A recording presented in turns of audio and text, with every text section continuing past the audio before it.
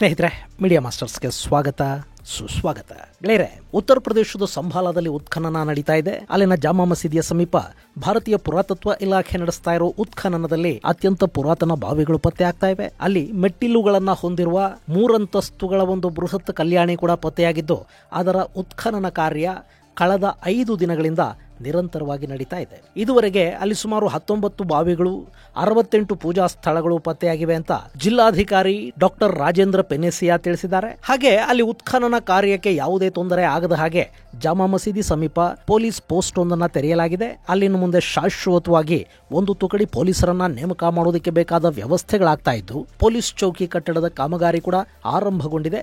ಇದೆಲ್ಲದರ ಜೊತೆಗೆ ಈಗ ಸಂಭಾಲದ ಇತಿಹಾಸದ ಬಗ್ಗೆ ಚರ್ಚೆಗಳು ಶುರುವಾಗಿದ್ದು, ಅಲ್ಲಿದ್ದ ಮಂದಿರವನ್ನು ಒಡೆದಿದ್ದು ಬಾಬರ್ರ, ಔರಂಗಜೇಬ ಅಥವಾ ಆ ನಂತರ ಬಂದ ದಾಳಿಕೋರರ ಅನ್ನೋ ಕುತೂಹಲ ಶುರುವಾಗ್ತಾ ಇದೆ. ಹಾಗೆ ಅವತ್ತಿಗೇನೆ ಅಲ್ಲಿನ ಮುಸ್ಲಿಮರು ನಕಲಿ ಶಾಸನವೊಂದನ್ನ ಇಟ್ಟಿದ್ರು ಅನ್ನೋದು ಕೂಡ ಬ್ರಿಟಿಷ್ ದಾಖಲೆಗಳ ಮೂಲಕ ಬಹಿರಂಗಗೊಳ್ತಾ ಇದೆ. ಹಾಗೆ ಈ ಮಸೀದಿಯ ವಿವಾದ ಪ್ಲೇಸಸ್ ಆಫ್ ವರ್ಷಿಪ್ ಆಕ್ಟ್ ಅಡಿಯಲ್ಲಿ ಬರೋದಿಲ್ಲ ಅಂತ ಕೂಡ ಹೇಳಲಾಗ್ತಾ ಇದೆ. ಹಾಗಾದ್ರೆ ಏನಿದು ಸಂಭಾಲದ ಬೆಳವಣಿಗೆ, ಅಲ್ಲಿ ಏನೆಲ್ಲ ಸಿಗ್ತಾ ಇದೆ ಮತ್ತು ಇತಿಹಾಸದ ಪುರಾತನ ದಾಖಲೆಗಳು ಆ ಊರಿನ ಬಗ್ಗೆ ಹೇಳ್ತಾ ಇರೋದೇನು, ಬನ್ನಿ ನೋಡೋಣ.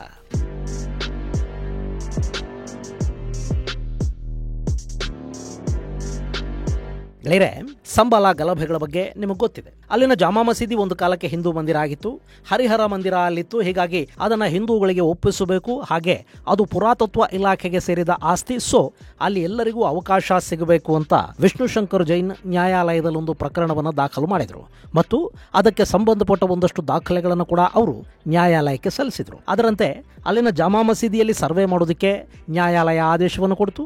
ಮೊದಲ ಸರ್ವೆ ಕಾರ್ಯ ಮುಗಿದು 2ನೇ ಬಾರಿ ಆರ್ಕಿಯಾಲಜಿಕಲ್ ಸರ್ವೆ ಆಫ್ ಇಂಡಿಯಾದ ಅಧಿಕಾರಿಗಳು ಮಸೀದಿಗೆ ಬರ್ತಿದ್ದ ಹಾಗೆ ಅಲ್ಲಿನ ಜನ ಗುಂಪುಗೂಡಿದ್ರು. ಕಲ್ಲು ತೂರಾಟ ಶುರುವಾಯಿತು. ಅಲ್ಲಿನ ಸಂಸದ ಬಾರ್ಕ್ ಹಾಗೂ ಶಾಸಕನ ಮಗ ಇಬ್ಬರು ಬಂದು ಜನರನ್ನ ಪ್ರಚೋದಿಸಿದ್ರು. ಆ ಗಲಭೆಗಳಲ್ಲಿ 4 ಸಾವಿಗೀಡಾದ್ರು, ಸಾಕಷ್ಟು ಜನ ಗಾಯಗೊಂಡ್ರು ಮತ್ತು ಗಲಭೆಕೋರರನ್ನ ಉತ್ತರ ಪ್ರದೇಶದ ಪೊಲೀಸರು ಬಂಧಿಸಿ ಜೈಲಿಗಟ್ಟಿದ್ದು ಕೂಡ ಆಯಿತು.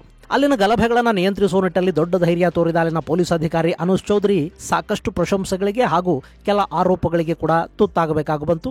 ಈಗ ಅಲ್ಲಿನ ಉತ್ಖನನದ ಬಗ್ಗೆ ಪ್ರಕರಣ ಸುಪ್ರೀಂ ಕೋರ್ಟ್ನ ಮೆಟ್ಟಿಲು ಹತ್ತಿದೆ.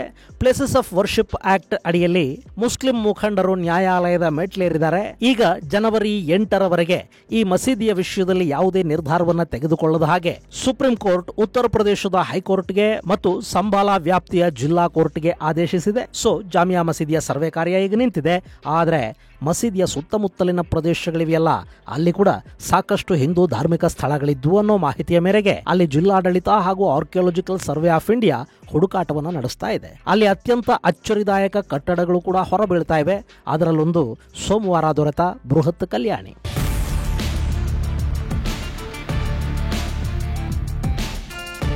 ಗೆಳೆಯರೆ, ಅಲ್ಲಿನ ಅಕ್ರಮ ಕಟ್ಟಡಗಳನ್ನು ತೆರವುಗೊಳಿಸೋದಕ್ಕೆ ಕಾರ್ಯಾಚರಣೆಯನ್ನು ಕೈಗೊಂಡಿದ್ದ ಜಿಲ್ಲಾಡಳಿತಕ್ಕೆ ಮಸೀದಿಯಿಂದ ಸುಮಾರು 1 ಕಿಲೋಮೀಟರ್ ದೂರದಲ್ಲಿ ಒಂದಷ್ಟು ಬಾವಿಗಳು, ಮಂದಿರಗಳು ಇರೋದು ಗೊತ್ತಾಯಿತು. ಹಾಗೆ ಅಲ್ಲಿ ನೆಲ ಅಗಿತಾ ಹೋದಂತೆ ಒಂದು ಬೃಹತ್ ಸುರಂಗ ಪತ್ತೆಯಾಯಿತು.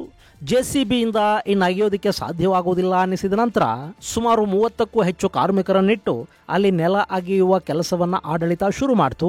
ಅಲ್ಲಿ ಸಿಕ್ಕಿದ್ದು ಬೃಹತ್ ಪ್ರಮಾಣದ ಅತ್ಯಂತ ಪುರಾತನವಾದ 3 ಅಂತಸ್ತುಗಳ ಬಾವಿ ಅಥವಾ ಕಲ್ಯಾಣಿ. ಈಗ ಕಳೆದ 5 ದಿನಗಳಿಂದ ಅದರ ಉತ್ಖನನದ ಕೆಲಸ ನಡೀತಾ ಇದೆ. ಅದು ಪೂರ್ಣಗೊಂಡ ನಂತರ ಅದನ್ನು ಯಾರು ನಿರ್ಮಾಣ ಮಾಡಿದ್ರು ಅನ್ನೋದು ಗೊತ್ತಾಗುವ ಸಾಧ್ಯತೆಗಳಿರುತ್ತವೆ. ಆದರೆ ಸದ್ಯಕ್ಕೆ ಈ ಬಾವಿಯಲ್ಲಿ ಮೊದಲ ಸ್ವಾತಂತ್ರ್ಯ ಸಂಗ್ರಾಮದ ಕಾಲಕ್ಕೆ ಬ್ರಿಟಿಷರ ವಿರುದ್ಧ ಬಂಡೆದ್ದಿದ್ದ ಸೈನಿಕರು ಅಡಗಿ ಕೂತಿದ್ರು. ಆ ನಂತರ ಬ್ರಿಟಿಷ್ ಸರ್ಕಾರ ಈ ಬೃಹತ್ ಕಲ್ಯಾಣಿಯನ್ನ ಮುಚ್ಚಿಸ್ತು ಅಂತ ಕೆಲವರು ಹೇಳ್ತಾ ಇದ್ದಾರೆ. ಆದರೆ ಇದು ನಿಜ ಇದ್ದಿರಲಾರದು. ಯಾಕೆಂದ್ರೆ ಆ ನೆಲ ನನಗೆ ಸೇರಿದ್ದು ಅಂತ ಕ್ಲೈಮ್ ಮಾಡ್ಕೊಳ್ತಾ ಇರೋ ಖುರೇಶಿ ಅನ್ನೋ ಸಮಾಜವಾದಿ ಪಕ್ಷದ ನಾಯಕ 20-30 ವರ್ಷಗಳ ಹಿಂದೆ ಕೂಡ ಅಲ್ಲಿ ಬಾವಿ ಇತ್ತು, ನಾನು ಅದರ ಒಳಗೆ ಹೋಗಿ ಬಂದಿದ್ದೀನಿ ಅಂತ ಮಾಧ್ಯಮಗಳ ಮುಂದೆ ಹೇಳಿಕೊಂಡಿರೋದನ್ನ ಕೇಳ್ತಾ ಇದ್ರೆ ಬಹುಶಃ ಈ ಕಲ್ಯಾಣಿಯನ್ನ ಮುಚ್ಚೋ ಕೆಲಸ ಸ್ವಾತಂತ್ರ್ಯಾನಂತರವೇ ಆಗಿರಬೇಕು ಮತ್ತು ಅದನ್ನು ಮುಚ್ಚಿ ಅಲ್ಲಿ ಮನೆಗಳನ್ನ ಕಟ್ಕೊಳ್ಳೋ ಕೆಲಸವನ್ನ ಆ ಭಾಗದ ಬಹುಸಂಖ್ಯಾತರು ಮಾಡಿ ಮುಗಿಸಿರೋ ಸಾಧ್ಯತೆಗಳಲ್ಲಿ ಕಾಣ್ತಾ ಇವೆ. ಈಗ ಆ ಇಡೀ ಪ್ರದೇಶವನ್ನ ಪುರಾತತ್ವ ಇಲಾಖೆ ತನ್ನ ವಶಕ್ಕೆ ತಗೊಂಡಿದೆ.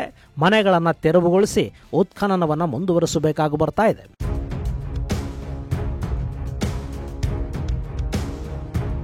ಇನ್ನು ಈ ಸಂಬಾಲ ಇದೆ ನೋಡಿ, ಇದಕ್ಕೆ ಶಕಪೂರ್ವದಿಂದಲೂ ಇತಿಹಾಸ ಇದ್ದೇ ಇದೆ. ಗೆಳೆಯರೆ, ಸಂಬಾಳದ ಬಗ್ಗೆ ನಮಗೆ ಮತ್ಸ್ಯ ಪುರಾಣದಲ್ಲಿ, ಭಾಗವತ ಪುರಾಣದಲ್ಲಿ ಮತ್ತು ಸ್ಕಂದ ಪುರಾಣಗಳಲ್ಲಿ ಉಲ್ಲೇಖಗಳು ಸಿಗುತ್ತವೆ. ಪುರಾಣದ ಉಲ್ಲೇಖಗಳನ್ನು ನಾವು ಮಾನ್ಯ ಮಾಡೋದಿಲ್ಲ ಅಂತ ಯಾರಾದರೂ ಹೇಳಿದ್ರೆ ಅವರಿಗೆ ಇತಿಹಾಸದ ಪುಟಗಳಲ್ಲಿ ಕೂಡ ಸಂಬಾಳದ ಬಗ್ಗೆ ಒಂದಷ್ಟು ಮಾಹಿತಿ ಸಿಗುತ್ತೆ. ಇದು ಭಾರತದ 16 ಮಹಾಜನಪದಗಳ ಪೈಕಿ ಒಂದಾಗಿದ್ದ ಪಾಂಚಾಲ ರಾಜ್ಯಕ್ಕೆ ಸೇರಿದ ಭಾಗವಾಗಿತ್ತು. ಇಲ್ಲ, ನಾವು ಅದನ್ನು ನಂಬೋದಿಲ್ಲ, ನಮಗೂ ಬ್ರಿಟಿಷರು ಹೇಳಿದ ಇತಿಹಾಸನೇ ಬೇಕು ಅಂತ ನೀವು ಕೇಳಿದ್ರೆ ಸಂಬಾಳದ ಮಂದಿರದ ಬಗ್ಗೆ ಕೂಡ ಬ್ರಿಟಿಷ್ ಇತಿಹಾಸ ಒಂದಷ್ಟು ಬೆಳಕನ್ನು ಚೆಲ್ಲುತ್ತೆ. ಬ್ರಿಟಿಷ್ ಆರ್ಕಿಯಾಲಜಿಸ್ಟ್ ಎಸಿಎಲ್ ಕಾರ್ಲೈಲ್ 1879ರಲ್ಲಿ report on the tours in the central Doab and Gorakhpur ಅನ್ನೋ ಅಧ್ಯಯನ ವರದಿಯೊಂದನ್ನು ಅವತ್ತಿನ ಆರ್ಕಿಯಾಲಜಿಕಲ್ ಸರ್ವೆ ಆಫ್ ಇಂಡಿಯಾದ ಮುಖ್ಯಸ್ಥ ಮೇಜರ್ ಜನರಲ್ ಅಲೆಕ್ಸಾಂಡರ್ ಕನಿಂಗ್ಹ್ಯಾಮ್ಗೆ ಸಲ್ಲಿಸ್ತಾರೆ. ಅದರಲ್ಲಿ ಉತ್ತರ ಪ್ರದೇಶದ ಸಾಕಷ್ಟು ಐತಿಹಾಸಿಕ ಸ್ಥಳಗಳ ಉಲ್ಲೇಖ ಇದೆ. ಅದರ ಜೊತೆಗೆ ಈ ಸಂಬಾಲ್ ಬಗ್ಗೆ ಕೂಡ ಕಾರ್ಲೈಲ್ ತಮ್ಮ ಅಧ್ಯಯನ ವರದಿಯಲ್ಲಿ ಉಲ್ಲೇಖ ಮಾಡ್ತಾರೆ. ಇಲ್ಲಿವತ್ತು ಶಾಹಿ ಜಾಮಾ ಮಸೀದಿ ಅಂತ ಹೇಳಲಾಗ್ತಾ ಇರೋ ಕಟ್ಟಡವನ್ನ ಹಿಂದೂಗಳು ಹರಿಮಂದಿರ ಅಂತ ಕ್ಲೈಮ್ ಮಾಡ್ತಾ ಇದ್ದಾರೆ ಅನ್ನೋದನ್ನ ಕಾರ್ಲೈಲ್ ತಮ್ಮ ವರದಿಯಲ್ಲಿ ತಿಳಿಸ್ತಾರೆ. ಅಂದರೆ ಬ್ರಿಟಿಷರು ಭಾರತಕ್ಕೆ ಬಂದಿದ್ದ ಸಮಯದಲ್ಲಾಗಲೇ ಇಲ್ಲಿ ಮಂದಿರ ಮಸೀದಿಯ ವಿವಾದ ಇತ್ತು. ಇನ್ನು ಈ ಮಂದಿರದ ವಾಸ್ತುವಿನ್ಯಾಸದ ಬಗ್ಗೆ ಬರೆಯುವ ಕಾರ್ಲೈಲ್ ಇದರ ಒಳಭಾಗದಲ್ಲಿನ ಕಂಬಗಳನ್ನು ಗಮನಿಸಿದರೆ ಇದು ಹಿಂದೂ ಮಂದಿರ ಅನ್ನೋದು ಸ್ಪಷ್ಟವಾಗುತ್ತೆ. ಅದರ ಮೇಲೆ ಮುಸಲ್ಮಾನರು ಲೇಪ ಬಳದಿದ್ದಾರೆ. ಹಾಗೆ ಕೆಲ ಕಂಬಗಳ ಮೇಲೆ ಕೆತ್ತನೆಗಳಿರೋದರ ಗುರುತುಗಳು ಇವೆ. ಅದನ್ನು ಅಳಿಸುವ ಪ್ರಯತ್ನಗಳು ಕೂಡ ಅಲ್ಲಿ ನಡೆದಿವೆ. ಹಾಗೆ ಇದರ ಮುಖ್ಯ ದ್ವಾರ ಪೂರ್ವ ದಿಕ್ಕಿಗೆ 8 ಅಡಿ ಎತ್ತರದಲ್ಲಿದೆ. ಆ ನಂತರದಲ್ಲಿ ಇದಕ್ಕೆ ಮತ್ತೆ 3 ಪ್ರತ್ಯೇಕ ದ್ವಾರಗಳನ್ನು ನಿರ್ಮಾಣ ಮಾಡಲಾಗಿದೆ. ಆ ದ್ವಾರಗಳು 6 ಅಡಿ ಎತ್ತರದಲ್ಲಿವೆ. ಅಲ್ಲಿನ ಹಳೆಯ ನಿರ್ಮಾಣ ಹಾಗೂ ಆ ನಂತರದ ನಿರ್ಮಾಣಗಳ ವ್ಯತ್ಯಾಸ ಅತ್ಯಂತ ಸ್ಪಷ್ಟವಾಗಿ ಗೋಚರಿಸ್ತಾ ಇದೆ ಅಂತ ಕಾರ್ಲೈಲ್ ಬರೀತಾರೆ. ಹಾಗೆ ಈ ಮಂದಿರದ ಬಗೆಗಿನ ಹಿಂದೂಗಳ ನಂಬಿಕೆಗಳನ್ನು ಕೂಡ ಆ ಬ್ರಿಟಿಷ್ ಅಧಿಕಾರಿ ತಮ್ಮ ವರದಿಯಲ್ಲಿ ದಾಖಲು ಮಾಡುವುದನ್ನು ಮರೆಯೋದಿಲ್ಲ. ಈ ಸಂಬಾಲ್ ಅನ್ನೋದು ಸತ್ಯಯುಗದಲ್ಲಿ ಸಂಬಲೇಶ್ವರ ಅಥವಾ ಸಬರತ್ ಅಂತಲೂ, ತ್ರೇತಾಯುಗದಲ್ಲಿ ಮಹದ್ಗಿರಿ ಅಂತಲೂ, ದ್ವಾಪರದಲ್ಲಿ ಪಿಂಗಳ ಅಂತಲೂ ಕರೆಸ್ಕೊಳ್ತಾ ಇತ್ತು. ಆನಂತರ ಮೌರ್ಯರ ಕಾಲಕ್ಕೆ ಇದು ಮತ್ತೆ ಸಂಬಾಲ ಅನ್ನೋ ತನ್ನ ಹಳೆಯ ಹೆಸರಿನಿಂದ ಗುರುತಿಸಲ್ಪಡ್ತು ಅಂತ ಕಾರ್ಲೈಲ್ ದಾಖಲು ಮಾಡ್ತಾರೆ. ಹಾಗೆ ಆತ ಅಲ್ಲಿನ ಶಾಸನವೊಂದರ ಬಗ್ಗೆ ಕೂಡ ಬರೀತಾರೆ. ಈ ಮಸೀದಿಯನ್ನ ಬಾಬರ್ನ ಸೇನಾಪತಿ ಮೀರ್ ಹಿಂದ್ ಬೇಗ್ ಅನ್ನೋನು ನಿರ್ಮಾಣ ಮಾಡಿದ್ದ ಅಂತ ಮುಸ್ಲಿಮರು ಹೇಳ್ತಾರೆ. ಅದಕ್ಕೆ ಸಂಬಂಧಪಟ್ಟ ಹಾಗೆ ಅಲ್ಲೊಂದು ಶಾಸನ ಇದೆ. ಅದರ ಮೇಲೆ ಶಾ ಜಮ್ಜಾ ಮೊಹಮ್ಮದ್ ಬಾಬರ್ ಅಂತ ಬರೆಯಲಾಗಿದೆ. ಆದರೆ ಬಾಬರನ ಹೆಸರು ಶಾ ಜಹೀರುದ್ದೀನ್ ಮೊಹಮ್ಮದ್ ಬಾಬರ್. ಈ ಬಗ್ಗೆ ನಾನು ಅಲ್ಲಿನ ಒಂದಷ್ಟು ಮುಸ್ಲಿಮರನ್ನ ವಿಚಾರಿಸಿದೆ. ಅವರು ಕೂಡ ಈ ಶಾಸನ ನಕಲಿ ಅನ್ನೋದನ್ನ ಒಪ್ಕೊಂಡ್ರು. ಇಲ್ಲಿ ಈ ಮಂದಿರದ ಮೇಲಿನ ಹಿಡಿತಕ್ಕಾಗಿ ಹಿಂದೂ ಮುಸ್ಲಿಮರ ನಡುವೆ ಒಂದು ವಿವಾದ ಇತ್ತು. ಆ ವಿವಾದ ಜಿಲ್ಲಾಧಿಕಾರಿಗಳ ನ್ಯಾಯಾಲಯದ ಮೆಟ್ಟಿಲೇರ್ತು. ಅದನ್ನು ಬಗೆಹರಿಸಿಕೊಂಡು ಆ ಕಟ್ಟಡದ ಮೇಲಿನ ಹಿಡಿತ ಸಾಧಿಸೋದಕ್ಕಾಗಿ ಅಲ್ಲೊಂದು ನಕಲಿ ಶಾಸನವನ್ನು ನೀಡಲಾಯಿತು ಮತ್ತು ಅಲ್ಲಿನ ಬಹುಸಂಖ್ಯಾತ ಮುಸ್ಲಿಮರು ಈ ಮಸೀದಿ ನಮ್ಮದೇ ಅಂತ ಒಕ್ಕೋರಲಿನ ಸಾಕ್ಷ್ಯ ನುಡಿದ ಪರಿಣಾಮ ಅದನ್ನು ಬ್ರಿಟಿಷ್ ಆಡಳಿತ ಮುಸ್ಲಿಮರಿಗೆ ಬಿಟ್ಟುಕೊಡ್ತು. ಆ ಸಂದರ್ಭದಲ್ಲಿ ನ್ಯಾಯಾಲಯದ ದಿಕ್ಕು ತಪ್ಪಿಸೋದಕ್ಕಾಗಿ ಅಲ್ಲಿ ಸೃಷ್ಟಿ ಮಾಡಲಾದ ಶಾಸನ ಅದು ಅಂತ report on tours in the central Doab and Gorakhpur ಅಲ್ಲಿ ಕಾರ್ಲೈಲ್ ದಾಖಲು ಮಾಡ್ತಾರೆ. ಇನ್ನಿದೊಂದೇ ಅಲ್ಲ, ಆ ನಂತರದ 1891ರ ದಿ ಮಾನ್ಯುಮೆಂಟಲ್ ಆಂಟಿಕ್ವಿಟೀಸ್ ಮತ್ತು 1911ರ ಮುಜಫರಾಬಾದ್ ಗೆಜಿಟಿಯರ್ ಅಲ್ಲಿ ಕೂಡ ಈ ಸಂಬಾಲಾದಲ್ಲಿನ ಮಸೀದಿ ಅಂತ ಕರೆಸಿಕೊಳ್ಳುವ ಜಾಗದಲ್ಲಿ ಹರಿಮಂದಿರ ಇತ್ತು ಅನ್ನೋ ಉಲ್ಲೇಖಗಳು ನಮಗೆ ಸಿಗತ್ವೆ. ಬ್ರಿಟಿಷರು ಬರೆದಿದ್ದನ್ನು ಹೆಂಗ್ರಿ ನಂಬೋದು, ಅವರು ಜಗಳ ಹಚ್ಚೋದಿಕ್ಕೇನೆ ಬರೆದಿರ್ತಾರೆ ಅಂತ ನೀವು ಹೇಳಿದ್ರೆ, ಅದಕ್ಕೂ ಮೊದಲು ಅಕ್ಬರನ ಆಸ್ಥಾನದಲ್ಲಿದ್ದ ಅಬುಲ್ ಫಜಲ್ ಬರೆದ ಐನಿ ಅಕ್ಬರಿಯಲ್ಲಿ ಕೂಡ ಈ ಹರಿಮಂದಿರ ಇತ್ತು ಅನ್ನೋ ಉಲ್ಲೇಖಗಳು ನಮಗೆ ಸಿಗತ್ವೆ. ಹೀಗಿರುವಾಗ ಅಲ್ಲಿ ಹರಿಮಂದಿರ ಇದ್ದಿರ್ಲೇಬೇಕಲ್ವಾ? ಅರೆ, ಐನಿ ಅಕ್ಬರಿನಲ್ಲಿ ಮಂದಿರ ಇತ್ತು ಅಂತ ಬರೆದಿದ್ರೆ ಅದನ್ನ ಬಾಬರ್ ಕಾಲದಲ್ಲಿ ಹೇಗೆ ಕೆಡುವುದಕ್ಕೆ ಸಾಧ್ಯ ಆಯಿತು?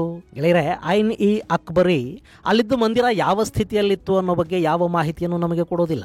ಹಾಗೆ ಆ ಮಂದಿರವನ್ನ ಬಾಬರ್ನ ಸೇನಾಪತಿ ಧ್ವಂಸ ಮಾಡ್ದ ಅನ್ನೋದನ್ನ ಖಚಿತವಾಗಿ ಹೇಳೋದಕ್ಕೆ ಅಲ್ಲಿ ಯಾವ ಸಾಕ್ಷ್ಯಾಧಾರಗಳು ಇಲ್ಲ. ಆದ್ರೆ ಮೀರ್ ಹಿಂದ್ ಬೇಗ್ ಇದನ್ನ ಕಟ್ಟಿಸಿದ್ದ ಅನ್ನೋದಕ್ಕೊಂದು ಶಾಸನ ಸಿಕ್ಕಿದೆ. ಅದು ಫೇಕ್ ಇರಬೇಕು ಅಂತ ಬ್ರಿಟಿಷ್ ಇತಿಹಾಸಕಾರರು ಹೇಳಿದ್ದಾರೆ. ಹೀಗಾಗಿ ಇದನ್ನ ಔರಂಗಜೇಬನ ಕಾಲಕ್ಕೆ ಅಥವಾ ಆ ನಂತರದ ಕಾಲದಲ್ಲಿ ಕೆಡವಿರುವ ಸಾಧ್ಯತೆಗಳಿವೆ ಅನ್ನೋ ಒಂದು ವಾದ ಕೂಡ ಇಲ್ಲಿದೆ. ಯಾಕೆ ಹೀಗೆ ಹೇಳೋದು ಅಂದ್ರೆ, ಈ ಸಂಬಾಲ ಅನ್ನೋದು ಮೊಘಲರಿಗೂ ಮೊದಲೇ ಸಾಕಷ್ಟು ಇಸ್ಲಾಮಿಕ್ ದಾಳಿಗಳನ್ನು ಎದುರಿಸಿತ್ತು ಮತ್ತು ಆ ನಂತರ ಕೂಡ ದಾಳಿಗಳಿಗೆ ತುತ್ತಾಗ್ತಲೇ ಬಂತು. ಈ ಹಿಂದೆ ಇದು ಪೃಥ್ವಿರಾಜ್ ಚೌಹಾಣನ ಆಳ್ವಿಕೆಯಲ್ಲಿದ್ದ ಪ್ರದೇಶ.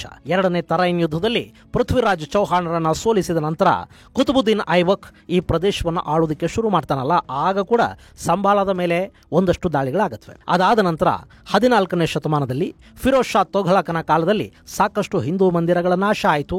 ಆಗ ಕೂಡ ಸಂಬಾಲಾದ ಮೇಲೆ ದಾಳಿಗಳಾಗುತ್ತವೆ. ಬಾಬರ್ ಬರೋದಕ್ಕೆ ಮೊದಲು ಈ ಪ್ರದೇಶ ಸಿಕಂದರ್ ಲೋಧಿಯ ಆಳ್ವಿಕೆಯಲ್ಲಿತ್ತು. ಆಗ ಕೂಡ ಹಿಂದೂ ಮಂದಿರಗಳು ಸುರಕ್ಷಿತವಾಗೇನೂ ಇರಲಿಲ್ಲ. ಆದರೆ ಪ್ರತಿ ಬಾರಿ ಮಂದಿರ ನಾಶವಾದಾಗಲೂ ಕೂಡ ಅದನ್ನು ಮತ್ತೆ ಮತ್ತೆ ಪುನರ್ನಿರ್ಮಾಣ ಮಾಡುವ ಕೆಲಸವನ್ನ ಹಿಂದೂಗಳು ಮಾಡ್ತಾ ಬರ್ತಿದ್ರು. ಇದು ಸಾಕಷ್ಟು ದೇವಾಲಯಗಳ ವಿಷಯದಲ್ಲಿ ಆಗಿರೋದಕ್ಕೆ ನಮಗೆ ಪುರಾವೆಗಳು ಸಿಗುತ್ತವೆ. ಇಲ್ಲಿ ಕೂಡ ಹಾಗೆ ಆಗಿರುವ ಸಾಧ್ಯತೆಗಳನ್ನ ತಳ್ಳಿ ಹಾಕೋದಿಕ್ಕಾಗೋದಿಲ್ಲ.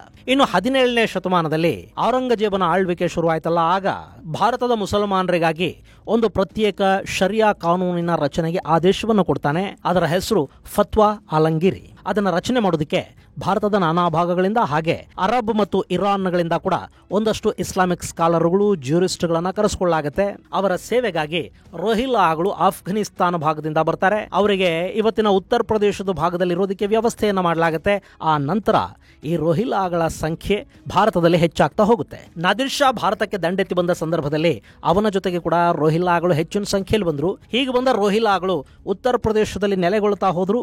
ಇವತ್ತು ರೋಹಿಲ್ ಖಂಡ್ ಅಂತ ಕರೆಸ್ಕೊಳ್ತಾ ಇರೋ ಉತ್ತರ ಪ್ರದೇಶದ ಈ ಭೂಭಾಗ ಇದೆ ನೋಡಿ, ಇದು ಹಾಗವತ್ತು ಆಫ್ಘನಿಸ್ತಾನದ ಕಡೆಯಿಂದ ಬಂದ ರೋಹಿಲ್ಲಾಗಳು ನೆಲೆಗೊಂಡ ಪ್ರದೇಶ. ಹೀಗೆ ಬಂದವರು ಕೂಡ ಇಲ್ಲಿನ ಸಾಕಷ್ಟು ಮಂದಿರಗಳನ್ನ ನಾಶ ಮಾಡಿ ಮಸೀದಿಗಳನ್ನ ನಿರ್ಮಾಣ ಮಾಡಿದ್ರು. ಹಾಗೆ ನಿರ್ಮಾಣವಾಗಿದ್ದು ಈ ಜಾಮಾ ಮಸೀದಿ ಅಂತ ಕೂಡ ಕೆಲವರು ಹೇಳ್ತಾರೆ.